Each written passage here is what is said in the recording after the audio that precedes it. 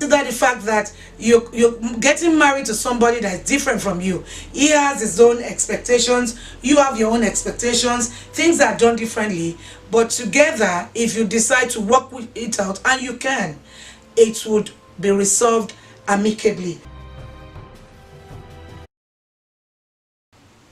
Hi everyone, first ladies, and everyone watching this broadcast.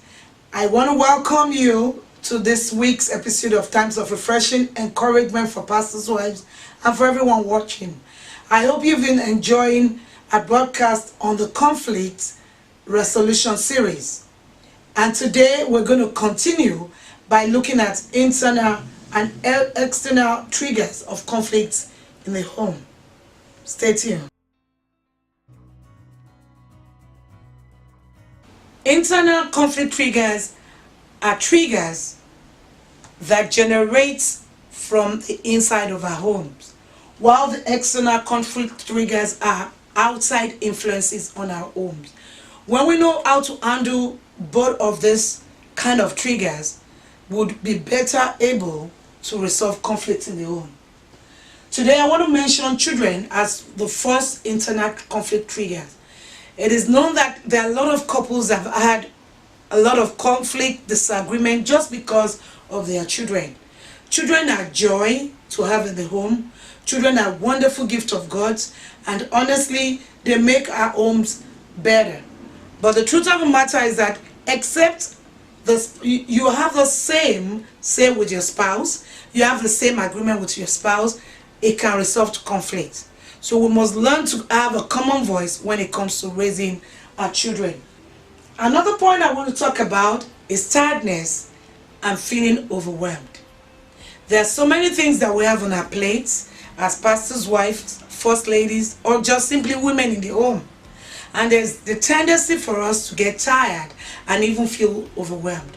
But the truth of the matter is that if we can plan our time and probably utilize our times properly, arrange things, give things priority, we might be better able to manage our time and find out how we would not get tired and overwhelmed with the responsibilities that we have.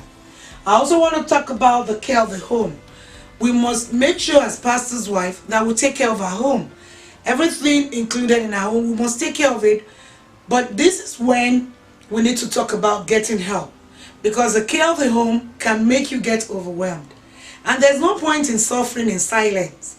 You can ask your husband to help you. Actually, the days we live in, a lot of men are helping their wives even before they ask for help.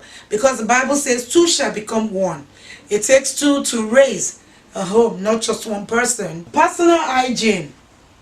Did you remember how we used to look before we got married? Did you remember how you take particular care of yourself in details when you were courting your husband? Why would we let that go? Personal hygiene could be a big conflict in the home. Don't let go just because now you're married. Make sure you still take good care of yourself. Let your husband come back to a home with a vibrant wife to come to you, so that he can also be happy when he sees you. First ladies, ladies out there, don't let go. Remain as beautiful as the time your husband finds you. Take care of yourself in every way, and you'll find out that it will be easy for your husband to come back home and just sit with you and relax and chat. Also, disconnection. We talked about this in one of this series of Conflict Resolution 101. Disconnection happens when there's no time spent together. That is why we need to spend time with one another in the home, so that there will be no disconnection. And today I also want to talk about revenge or repay. This is a big trigger of conflicts in the home. When something has happened between you and your spouse, please don't just internalize it and plan on how to repay him back or revenge. The Bible says that if we have aught against anybody, we must forgive and let it go. God takes revenge as a sin. Forgiveness is an important part of any successful marriage. Learn how to just let it go and let God have his way. And last but not the least that we want to talk about today as internal conflict trigger is lack of intimacy. Intimacy is the core of marriage. If there's no intimacy in marriage, the marriage dies. Because intimacy brings a kind of connection that nothing else can bring between you and your husband. Women, we are known to give excuses. Oh, I'm tired. And at times we are actually tired. Oh, he did something to me. But God says we should not defraud one another. Your body does not belong to you. It belongs to your husband. Your husband's body also belongs to you. So try not to defraud your husband, and your husband should try not to defraud you. And if you are genuinely tired or sick, communicate this to your husband so that it will not resolve into conflict. Somebody else will come up one time and talk to us more about this even as we move on. So what are some of the ways we can resolve some of these conflicts we've talked about? Honestly and candidly, conflicts can be easier to resolve if we just take the appropriate steps. The first step I want to talk about today is we must take stock of triggers, not of the conflicts, but of things that causes the trigger.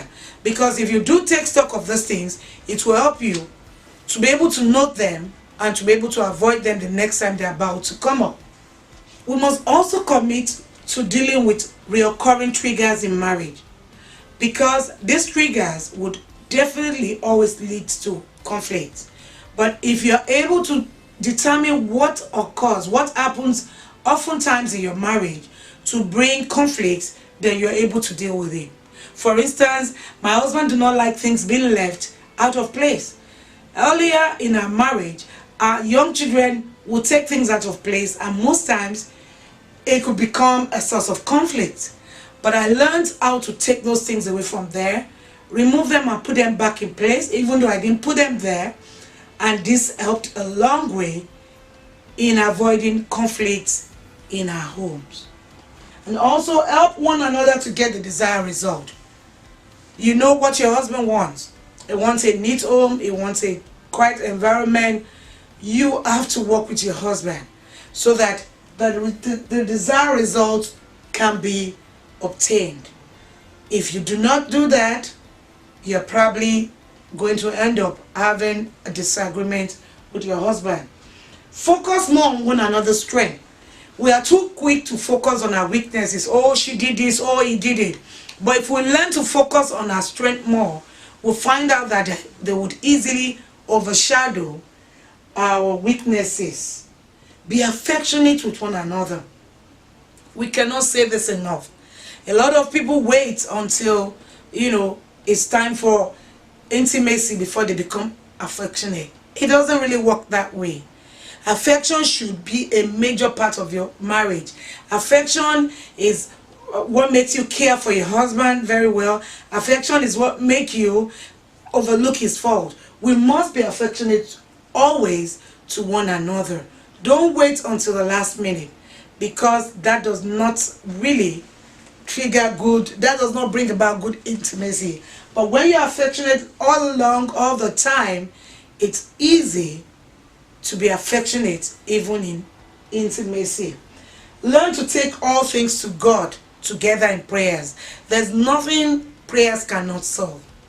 Prayers can solve a lot of things, and God says that whatever we say in his hearing, he will do for us. We must learn to take our conflicts to God. If you have a weakness and you do not know how to overcome it, go to God in prayers. Ask God to help you to overcome this weakness that's always triggering conflicts in your home. Pray for your husband's weaknesses too.